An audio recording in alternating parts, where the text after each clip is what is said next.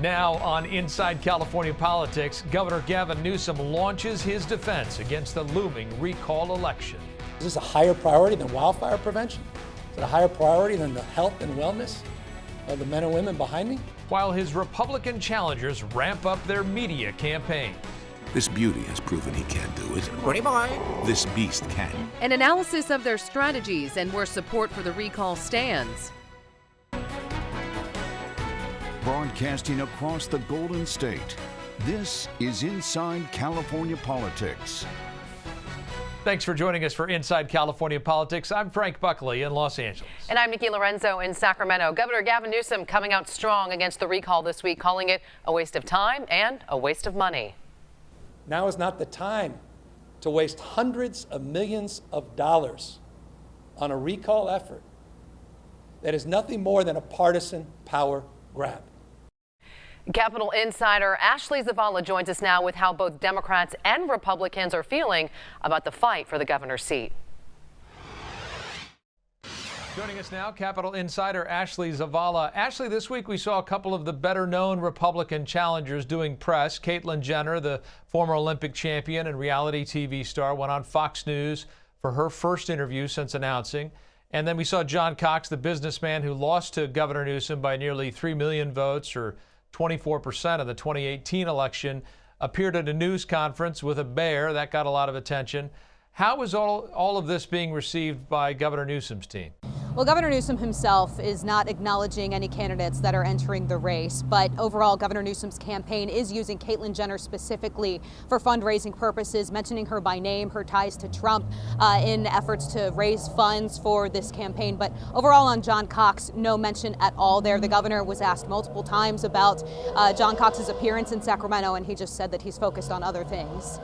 Governor Newsom, while he may not be talking about the specific candidates, is finally at least addressing the recall. But given that Democrats outnumber Republicans 2-1 in this state, that a Republican hasn't been elected to statewide office since 2006, is the governor and the team truly concerned about the recall? I get the sense that, of course, there is concern. This recall is going to be on the ballot. So, yes, there is concern. They are in campaign mode. But overall, they're confident that they will defeat this recall with the progress that the state is making so far on economic recovery and on suppressing this virus. So there is a lot of confidence there. And the governor seems pretty confident that he'll be able to beat this recall just based on recent polling and how he is still favored by the majority of voters. Last week, we had former Governor Gray Davis's political advisor on, and Gary South told us that anyone who thinks that Democrats should run a just-in-case sort of candidate, just in case Governor Newsom is recalled, doesn't know what they're talking about, given what happened to his old boss. Are you hearing anything that suggests any prominent Democrats are still considering putting their name on the ballot? I'm not hearing of any prominent Democrats right now who are willing to challenge Newsom at this point. We are still really early in this process. Anything could happen between now and the fall. But what I am hearing is that a growing number of Democrats are taking concern with some of the language surrounding the support for Governor Newsom, the partisan power grab, the Republican. Christine Pelosi, Nancy Pelosi's daughter, actually pointing out on Twitter that this is taking away from some of the compassion that Democrats should be showing to the other Democrats who actually signed this recall petition because of the pandemic pain. How's this all going down in the state capitol? A recall can really suck the air out of the room. Is it affecting the work of passing laws? I don't know that it's necessarily affecting the work. It's definitely affecting the energy surrounding a lot of the legislation that is circulating throughout the building. Some groups are using the recall as an effort to push legislators to pass legislation, for example, like an expansion of the statewide health insurance, for example. But overall, it hasn't had like a direct effect. The one bill that we could refer to is the legislation that would have changed some recall rules that has been shelved for the year. Just some critics have said that Newsom wouldn't want to sign something like that having to do with the recall while he faces one himself. As Ashley mentioned, this week, 2 of Governor Newsom's challengers released new campaign ads, and one of them featured what John Cox calls the beauty and the beast. Inside California Politics, Catherine Heenan sat down with Cox to discuss the inspiration behind his message. All right, I've seen the ad. You're not the pretty boy. You're the beast. A nice, friendly beast. Yeah, friendly. Okay, we're all talking about the bear. Why the bear? Listen, I get it. And it was done to get attention. I'm going to be honest about that. I mean, but it also was done to show the seriousness of a beast. I mean, we've got to tackle these problems. And Catherine, each of these problems I'm talking about is the result of somebody liking what's going on. There's somebody, an insider, a lobbyist, some interest group that wants us to pay outrageous amounts of money for rent. They want us to not have electricity because that benefits them in some way. That helps them in a competitive way or has them make money that way. So you gotta have to be a beast to say no to these interest groups because they're making money while the rest of us are suffering. And that's the clear message that's being given here. All right, now you did lose to Gavin Newsom by a big margin in 2018, so what's different? What's different? Well, okay, I got millions of votes. I came out of literally nowhere. I'm not a politician. I'm not a celebrity. I was a business guy who said, I can't take this anymore, along with the rest of California. And I said, I'm not going to live with this. I knew that Gavin Newsom had not done a great job with San Francisco. The crime and the filth there is unbelievable, the homelessness. So I said, he's not going to probably do a good job as governor. I was right, unfortunately. And I ran. And I lost because he had all this interest group money and everything else. I had some money of my own, and I raised $11 million, which in a normal state, which in a regular state would have been fine, but in California, $11 million wasn't nearly enough. So you'll have, it sounds like, at least 3 major Republican competitors, and maybe hundreds of other people. So what's your path forward? Well, again, none of them got millions of votes in 2018. And none of them is a real business guy who started with nothing like I did and made it on his own. I'm not the only business guy who started with nothing and built a nice business for himself and his family and his customers. There's plenty of other people like that, but I'm the only one that ran statewide in California and got millions of votes in 2018. There have been political analysts suggesting that Donald Trump will not be able to resist jumping into this somewhere down the line. If he does that, Mr. Cox, if he suggests support for you, what do you say? This recall is about the current problems of California and solving those problems. Yeah, but if he calls you and says, John, I'll be happy to take his call. But the issue is that Mr. Newsom wants to do is he wants to deflect attention from everything that's being done in this state that's being messed up and try to bring in the bitter partisan battles of the past that have gone on in Washington, D.C. Well, you know what? I'm not going to fall for that, and I think the people of this state are not going to fall for that. They're smart enough to figure out that the problems California has had nothing to do with Washington. They had everything to do with the management of this state, and the only way we're going to fix them is by doing the right things in terms of management in this state. Mr. Cox, thank you. Thank you. Thank you for your time. Thank you. Appreciate it. Thank you. And this week, the California Republican Party released new polling numbers indicating Governor Newsom is vulnerable to the pending recall election. According to their poll, the recall ballot is tied at 45% yes and 45% no, and 10% undecided, including yes support from 50% of independents and 20% of Democrats. The poll sampling 1,000 Californians was conducted by John McLaughlin of McLaughlin & Associates, who was former Governor Arnold Schwarzenegger's pollster during the 2003 recall election. Coming up, concerns over partisan recall branding. Why Democratic political strategist Christine Pelosi believes this is a bad idea.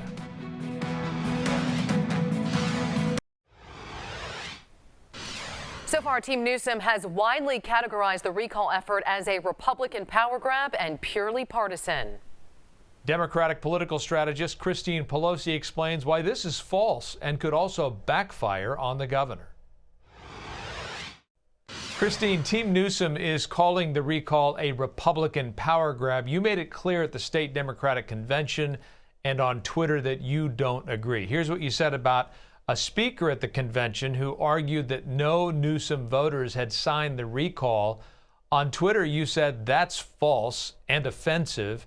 I know Newsom voters and volunteers who signed the recall and told him so. Calling me a liar is a bad strategy. Are the governor and his advisors engaging in a flawed strategy against this recall? Well, I think the important thing to remember is that every Californian has suffered during this pandemic, and there are a lot of people who are very frustrated. They're in pain. As a women's rights attorney, I get calls weekly from women who are just trying to balance family and distance learning for their children, caregiving for their elders, with the demands of their jobs, and in some cases still being subject to harassment. So I think that if you had put a petition out on almost any politician at the height of the pandemic, people would have signed it. And I think it's really important for us to understand that we are building back better. This is really, really important that we have the vaccines and the direct payments and the reopenings, and thank goodness soon our children back in school. But the fact of the matter is people are hurting, people are in pain, and everything that I know about politics tells me that you have to lead with reading people where they are, and where people are now are still very upset. What I don't want to see happen is for people to be turned off by a partisan message so they can't hear the good news. And at the same time, I don't want this to be weaponized by people whose Republican options to Gavin Newsom simply would roll back the progress that I see us making. Right. You mentioned President Biden's Build Back Better messaging, and you say that's what Governor Newsom should be using to garner support for himself, what his team should be using. What else should they be doing that maybe they're not doing now? Well, I think we have a combination of strategies that can work. Again, remember, people are hurting, people need relief. In May, we're going to see the revise to the budget a little bit later this month, and that budget will be passed by June 30th. I think that will have a lot of relief for Californians. That will be very good to see. I also think, as it's Mother's Day weekend, that we remember that moms vote, and moms often lead their families in determining how the family is going to be participating in civic life. So it's really important to reach out to those moms who are suffering what they've called a she session, where not only have women been pushed into poverty, but on the latest Commission on the Status of Women and Girls report that just came out, as it turns out, when they asked moms and dads about the effects of staying home and working during the pandemic, for men, it was a net plus of over 50%. For women, only 29% said that working from home was better for their careers. And when they asked who had gotten a raise, 38% of dads had gotten a raise to only 9% of moms. So there's a real gender gap there. And again, that has to be listened to, that has to be leaned into. And I think that's what we're going to see the governor doing more. And frankly, every single office holder in California, whether you're the governor or whether you're a county supervisor or a school board member, you should be talking the same way. Reach the people where they are, because right now we're very frustrated. And as a public school mom, I feel that the harm that has been caused to our children can be repaired, but only if we put some serious effort into showing empathy and also funding for the school nurses, the after-school programs, and the enrichment programs that our children are going to need to re-socialize next fall. Right. Some Democrats, like Willie Brown, believe that a Democratic alternative should be on the recall ballot just in case Governor Newsom is voted out. Is Willie Brown wrong? Well, I always appreciate the wisdom of my former mayor and speaker, Willie Brown. However, I don't think that this is 2003. I don't think that's the election we should be thinking about.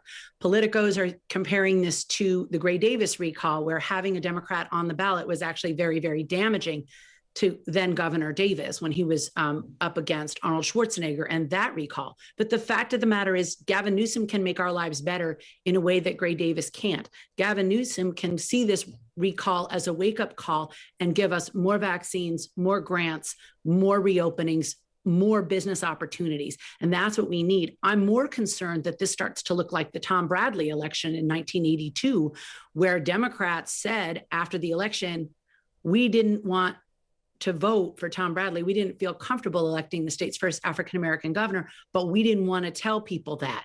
So you saw the silent social pressures that caused the Trump voters to sort of be undergrounded. And they talked about that. They said, I voted for Trump, but I just didn't want to fight about it. I didn't want to deal with it. And my worry is that if we come off too partisan, or if Democrats look like they're taking advantage of a governor who's in political distress by jumping in the race themselves, we're going to turn everybody off. And it won't be a matter of the voting percentages, because I still think the recall will fail. It will be a matter of the voters being mad at everybody for putting politics over people. And we cannot do that. So that's why I think any Democrat in California who wants to lead our state, pick up a mop and help clean up the mess of COVID. Well, don't put your name out there as a candidate. Put your name out there as someone who's helping in your community, or you're not going to win either. Well, let me ask you to that point. I only have about 10 seconds left, but if Governor Newsom survives this recall, he will face a re-election campaign about a year later.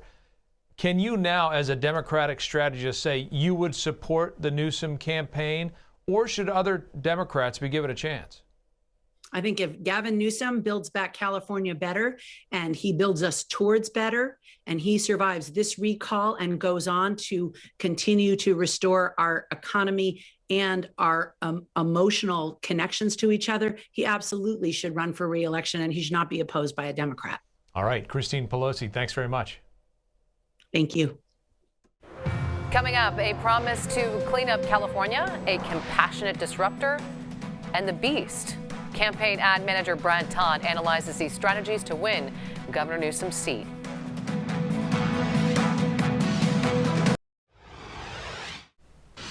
This week, gubernatorial candidates John Cox and Caitlyn Jenner launched new campaign ads with specific branding. Jenner labeling herself as a compassionate disruptor, and Cox calling himself the beast. Campaign ad manager Brad Todd breaks down their strategies. Brad, great to have you here on Inside California Politics. You know, in a state like California where Democrats rule everything, Republicans really have to do something to stand out and set themselves apart. But a bear?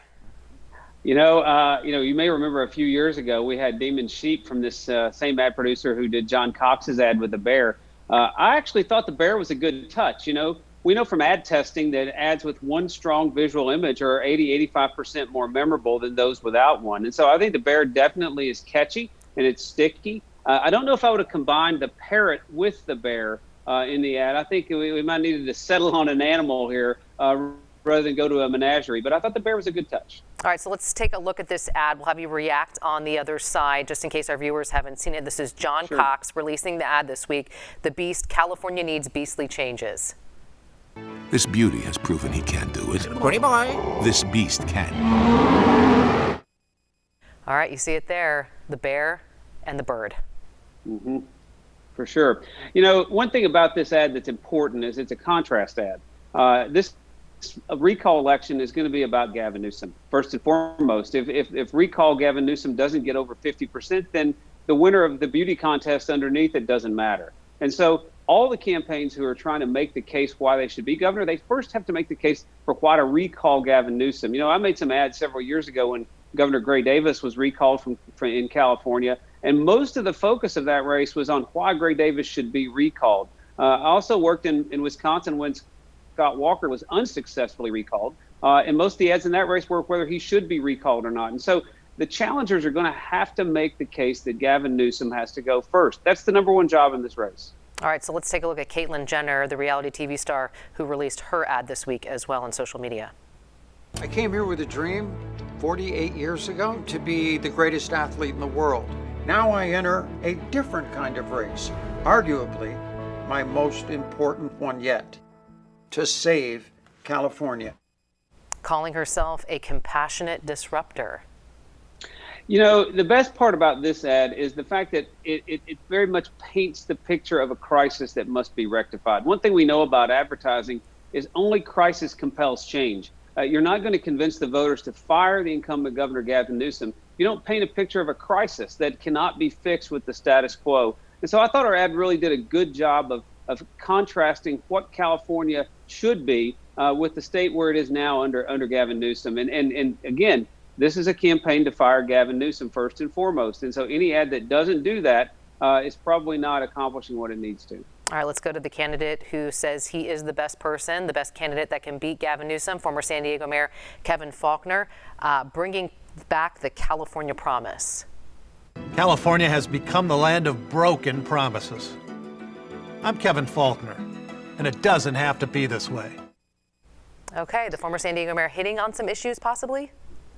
No question. You know, homelessness is a huge issue all across the West, and Kevin Faulconer's claim to fame is he's the one mayor in a Western city who reduced homelessness. And I think coming out of the pandemic with lockdowns, homelessness is going to be another ongoing important topic of conversation. And of course, many people in California are still looking to get out of lockdowns. And so I think that Kevin Faulconer's sort of nuts and bolts approach here is the antidote to what the argument against Gavin Newsom is in this campaign. And so, you know, I think a lot of Republicans have had a lot of optimism about his campaign. He represents a very large city, or represents a very large city in San Diego that's pretty similar to the rest of the state, partisanship-wise. And so I think you'll see more from Kevin Faulconer about what he did as mayor than you will see from the other two candidates about their backgrounds.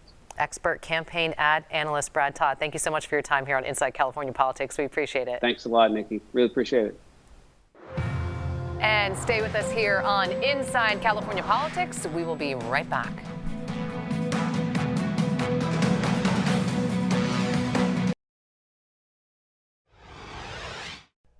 You can see more of our interviews online. Just head to your local station's website and click on Inside California Politics.